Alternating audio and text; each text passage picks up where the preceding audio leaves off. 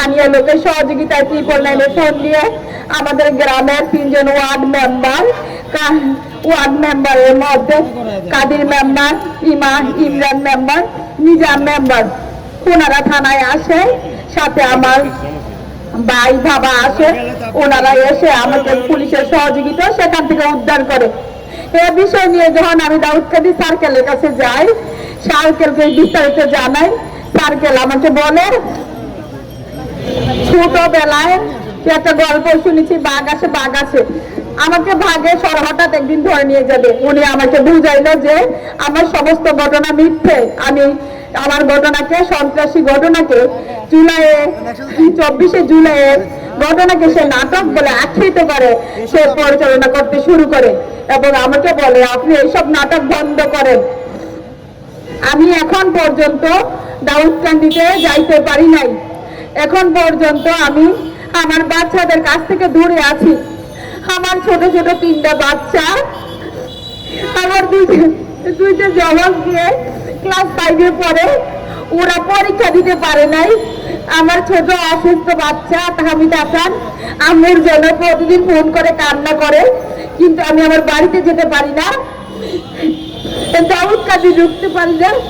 আমার জন্য আমার বাবা স্ট্রোক করেছে, আমার জন্য আমার পুরা ফ্যামিলি শেষ হয়ে যাচ্ছে, কিন্তু আমি আইনের ধারে ধারে ঘুরে কোনো সহযোগিতা না পেয়ে দাউদকান্দি থানার 4 জনের বিরুদ্ধে sub inspector Junaid Chowdhury, AC Harunur Rashid, SI তদন্তী শহীদুল্লাহ প্রধান, এসআই হাবিবুর রহমান এবং আমার তদন্তকারী আমার মিথ্যে চাঁদাবাজির মামলা যে আয়ুর কাছে আছে এসআই রেজাউল, তার বিরুদ্ধে আইজিবি বরাবর, স্বরাষ্ট্র মন্ত্রণালয় বরাবর এবং এসপি বরাবর, কুমিল্লা চট্টগ্রাম ডিআইজি বরাবর আমি দরখাস্ত দিয়েছি।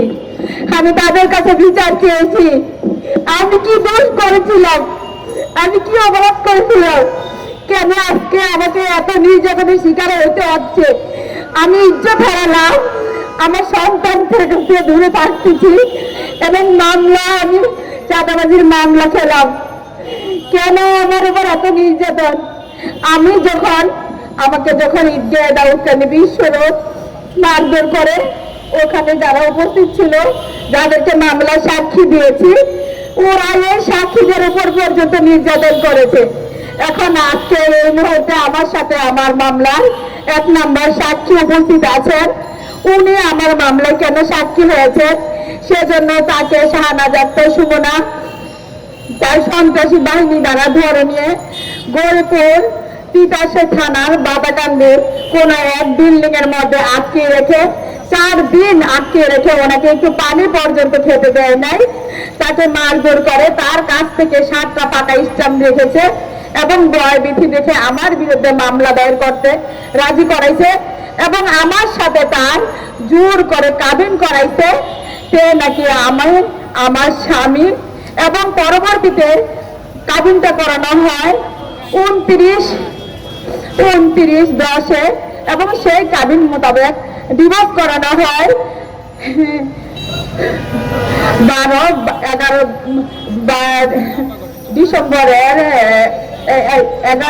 12 তারিখে, মানে 12 দিন পরে ডিভোর্স করানো হয়। আমি তো এটা করিনি, সেজন্য আমার দিন তারিখ কত ভালো করে মনে নেই।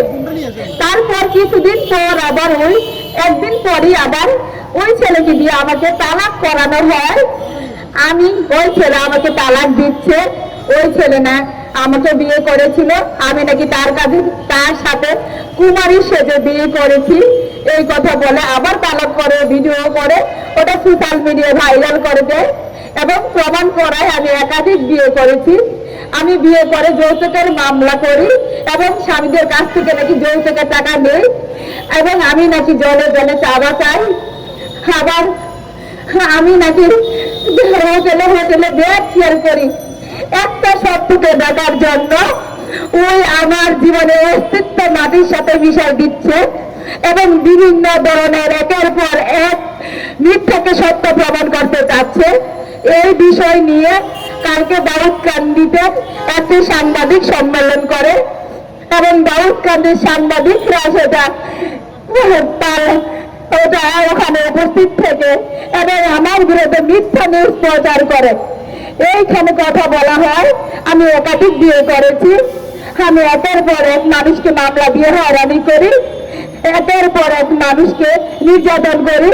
আমি এইসব বলে আমার বিরুদ্ধে কালকে যে সাংবাদিক সম্মেলন করেছে দাউদকান্দিতে, এটা মিথ্যে সংবাদের ছিল। এখন সমস্ত